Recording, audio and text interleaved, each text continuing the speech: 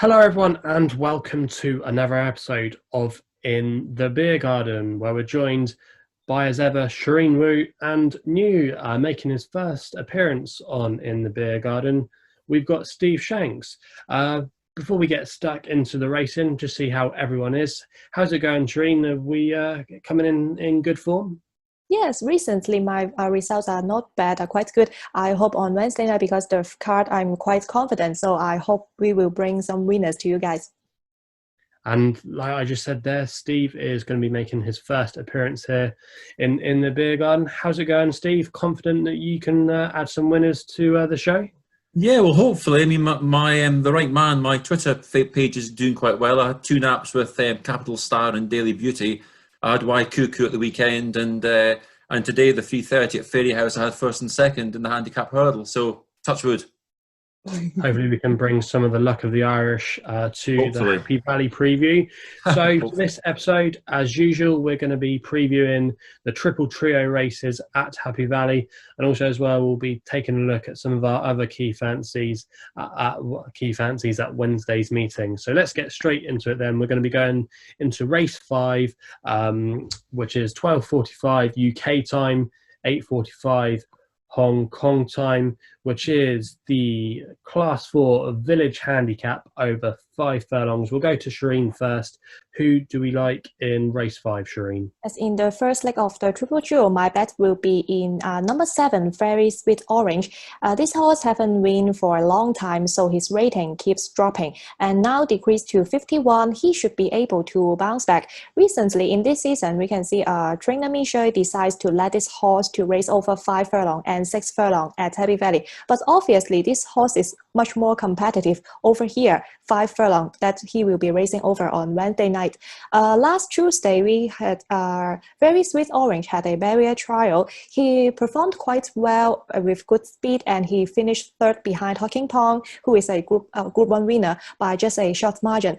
That was very impressive for me. And this horse will jump from gate 6 this time, and the most ideal position is to lead. I believe jockey Tony Piccone will be able to do so. So I hope Very Sweet Orange will have his first winner in this season. Yeah, he's definitely going to have to bounce back to some kind of form. He hasn't won for quite a long time, but like you said, the handicapper is giving him the chance now. And who knows, he might be able to bounce back to a little bit of form. Who did we like in race 5, Steve? I went for Viva Chef. I thought the key form in this was the Glenealy Handicap last month. The debutants, My, and Harmony Fire, they finished 3rd and 4th. And Viva Chef was back in 6th. Gouton of Gara was last from a wide draw. I didn't think Viva Chef had a good run that day. He was kind of knocked back in the race. And since then, he's ran a good 3rd to Hercules over the 1,200 metres. And Hercules has since gone on to finish 3rd to Scores of Fun in a Class 3. Not suggesting that Viva Chef will achieve those heights, but he's still a lightly raced horse. He's only had about 9 runs. And he comes back to his best trip. I think 1,000 metres is his best trip. And from stall number gate 4, I think he'll get a good lead. I mean, Very Sweet Orange has got bags of pace. I think he's likely to go out in front. Fortune Carrier's on a recovery mission for Zach Purton. He was a beaten favourite last time. He might press on as well. And I think it makes it hard for some of the horses drawn further out, like Oversubscribed, who got a dream trip, a great ride from Zach Purton last time to win. I think from stall 8, that might be trickier for him. I think My, if he builds on his debut run, is a danger from stall 1. But I think Viva Chef, he's a consistent, he's reliable, and he's ridden by Derek Long, who's in good form too. Yes. Yeah, it's interesting you say about that race where they met last time with your selection, Viva Chef, My, and also as well Harmony Fire. That looked the key piece of form to me. That's where I've gone. I've actually sided with number 2, My, for Karis Teaton and Frankie Law. I thought it was a very good, promising start to his Hong Kong career. His first start in Hong Kong last time over the 5 furlong trip at Happy Valley. He had some good barrier trial work where he actually beat Harmony Fire in his barrier trial work.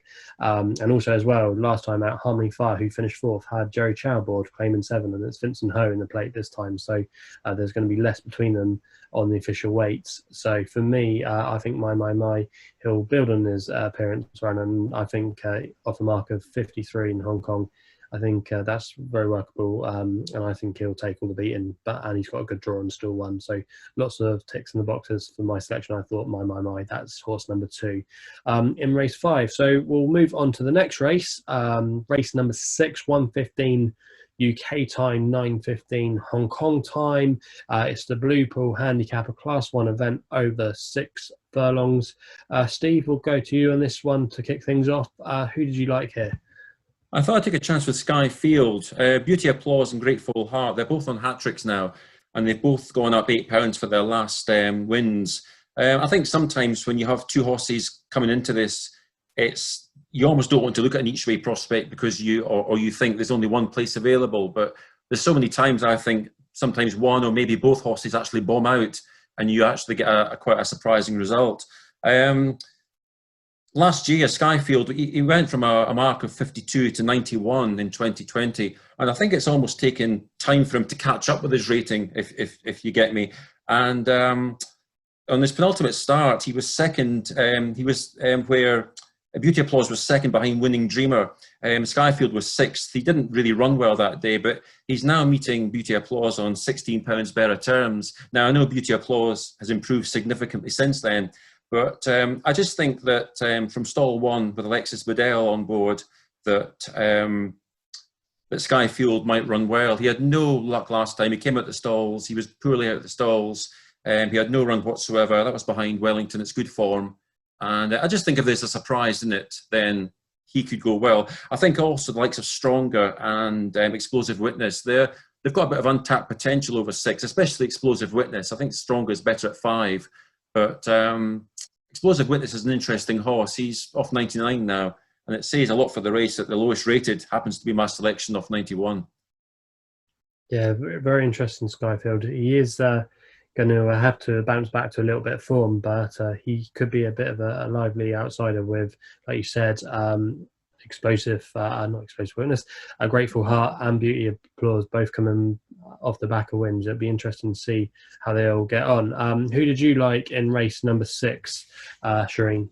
In this race, there are 9 horses competing. I would say it is an open field. I like Skyfield, and I'm also looking. I'm also going to looking for some horses with good price, and I think number 7, Shining Ace, will have a good price.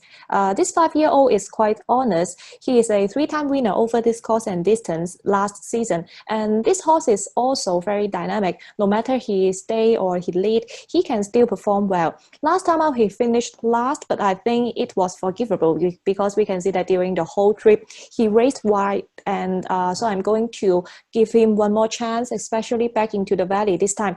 All I'm hoping is that I hope he will be able to find a cover on Wednesday night. That would be the best for him, and he will only be carrying 121 pounds. That is quite ideal for him. So I hope this will be my long shot Shining Ace. Yeah, Shining Ace. It looks like we're staying away from the market principles here. I probably will be going with one of the market principles. I just thought Grateful Heart. He's still only a 4-year-old. He's in the form of his life. I thought his win last time over 5 furlongs was very snug under Zach Purton, who keeps the ride for Danny Shum. For me, I just thought there was a lot to like about his chances in this race. Good draw as well from stall 4. I think he'll just track the pace, and then I think he'll put a good turn of foot, and I think he'll put the rest to bed, really. I thought he was the class act that was still really improving, and we haven't quite got to the bottom of him. So my selection in the race was number 5, Grateful Heart.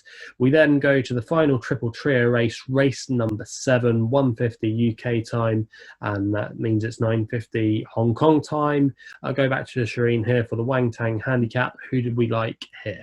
In this race, number 2, Winning Feeling, will be my selection. So far, he has 2 winners in Hong Kong all over this course and distance, and the most important thing this time is that he is only competitive in class 4. So now he is now racing in class 4. I will be confident on him. We can see that if he races in class 3, he is still able to show some good speed, but he fails to lead till the end because the rivals are too strong for him in class 3. So now gate 5 is good for him. And also in recent mornings, he is quite active during the morning track works. He gallops well, and this time carrying a top weight isn't a problem for him because he is big enough to overcome it. I believe he will jump well, and he has a good chance here.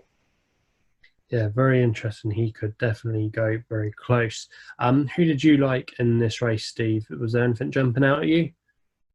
No, I thought it was a real tricky one. I sort of hovered over quite a few horses. I like winning feeling as well at the time, because I think he's a sort of steady horse in the race. He's got a bit of class. He doesn't disgrace himself in Class 3 events, and in Class 4, I mean, if you go back 4 runs ago, he really bullied a field and won quite comfortably.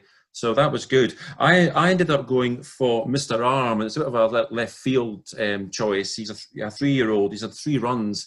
The first run was 5 furlongs on the straight shot-in course, and he steadily improved.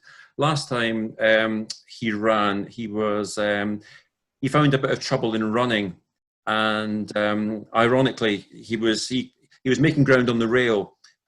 When 200 metres out, he sort of met a dead end. It was Happy Time that was in front of him, ridden by Blake Shin. So ironically, Blake Shin is on my selection, Mr. Arm this time. So I think he's a chance, and he's improving race by race. So that's what I tentatively went down on. I actually tipped up the Nap Daily Beauty a couple of weeks ago, but he's a lucky boy, because he's bagged stall 1 yet again, 2 in a row now. But he's £7 higher. Courageous Dragon, nothing from 16. I just went for Mr. Arm. Yeah, you're definitely right. Mr. Arm has got a very good chance. Definitely one to keep an eye on in the race. Definitely could be an improving type. I've gone with horse number 3, Daily Beauty. As Steve just mentioned, he's got a good draw and still won. I think even though the handicapper has had his say-so, I think over 6 furlongs, he could still maybe have a little bit more in hand off his mark of 57, and that's why he just got the nod for me. But yeah, it is a very, very competitive race. We'll go back to Steve here. Is there anything away from the main triple trio races that took your fancy? Anything that maybe is your best bet of the night? I think my best bet is probably it's a bit of a speculative one, Jazz Steed. There's shorter prices out there, but when you don't really have much conviction about those, you're probably better off taking a chance with something. Well, I'm not, to be honest with you, Jazz Steed was my each way selection last week. He'd actually he'd climbed into Class 3 company for basically losing and climbing at the same time, climbing the handicap. And I actually thought I'd found myself a nice each way profit there, and I couldn't believe the prices when he was 2 to 1, 9 to 4, and he was 3 wide for much of the race last time.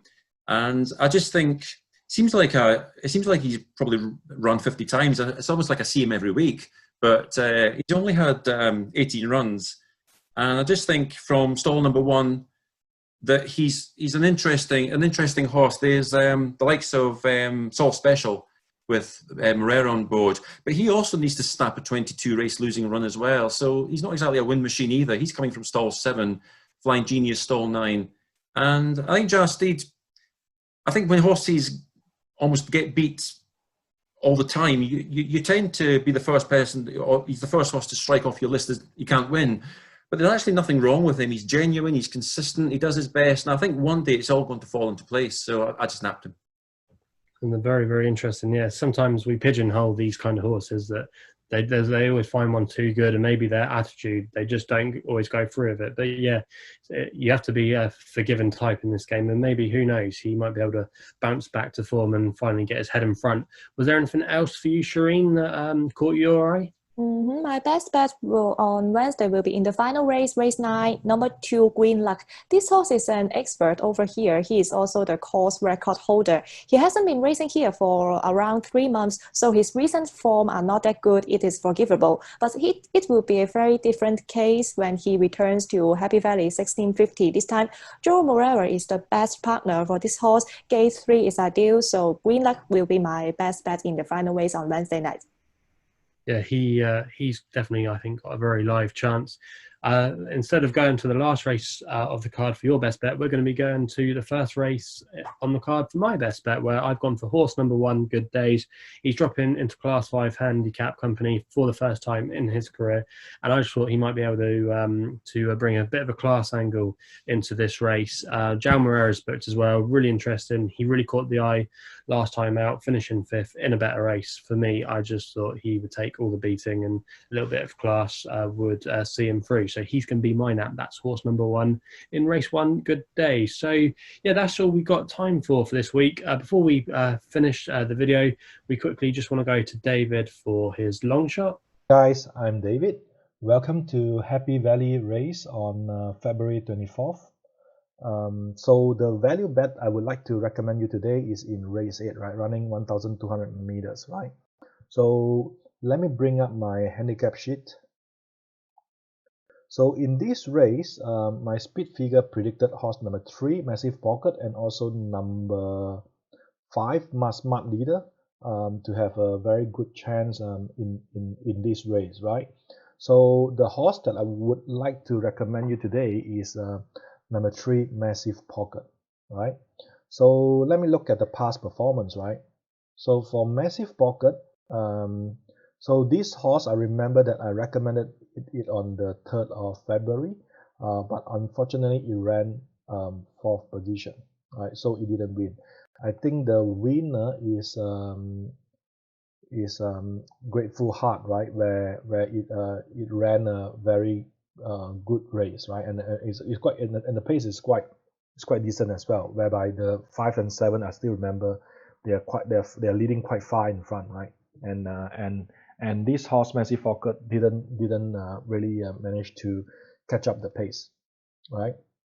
So with a drop in class, right, and in this race, right, I feel that this horse stand a very good chance of winning, right? If you look at the past performance, right, this horse won twice in Class 3, right? Also Happy Valley.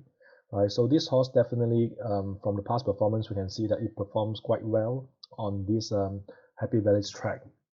Okay, so let's look at the odds, right? So the odds in race 8 showing horse number 7 is the favorite, right? Whereas our number 3, Massive Pocket, is paying 7.1, which I think quite decent, right?